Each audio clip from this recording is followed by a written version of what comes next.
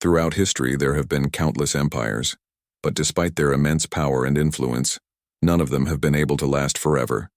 So why is it that every empire eventually collapses?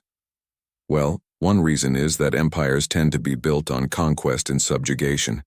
As a result, they often face opposition and rebellion from those who resent their rule.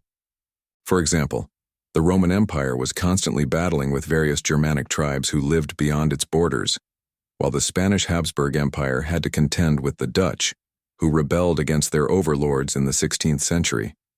Such external threats can be costly and exhausting for an empire, especially when they are never-ending. The constant pressure on the borders can lead to a gradual weakening of the empire, making it more vulnerable to internal strife and external threats.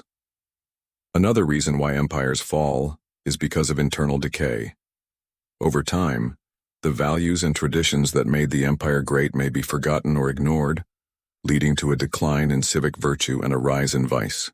For example, the Roman Empire's neglect of its infrastructure and its increasing reliance on slave labor are often cited as key factors in its decline.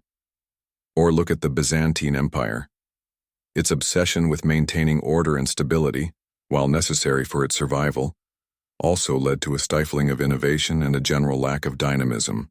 As a result, the Eastern Roman or Byzantine Empire was unable to keep up with the advancements of the Western world during the Renaissance and ultimately fell to the Ottoman Turks in 1453. Furthermore, as an empire grows in size and wealth, it becomes more and more attractive to potential enemies. Other nations will seek to emulate its success and may even try to take its wealth and power for themselves. For example, the British and French colonial empires were constantly under threat from other European powers who sought to limit their influence and control over trade routes and natural resources. This competition can lead to a costly arms race where the empire feels compelled to spend vast sums of money on defense, which can lead to economic decline and social unrest.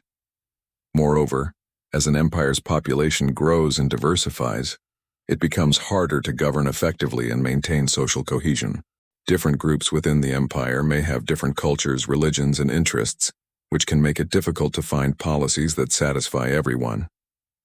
Look at the Russian Empire. Its vast size and diverse population, including many ethnic minorities, proved to be a challenge for the government, contributing to the empire's instability and eventual collapse in 1917. Finally, empires often face a sort of hubristic bend. As they grow in power and influence, they may begin to see themselves as invincible, which can lead to a decline in military preparedness and a false sense of security. When a strong enemy does eventually emerge, the empire may be caught off guard and overwhelmed.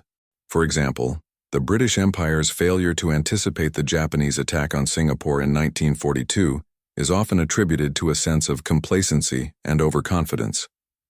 In conclusion, empires are complex systems that are incredibly difficult to maintain.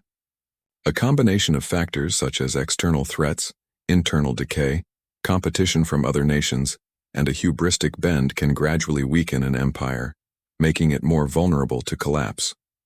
While empires may rise and fall throughout history, their decline and eventual collapse serve as a reminder of the challenges of maintaining power and the importance of adaptability in a changing world. Thank you for watching and see you in the next video.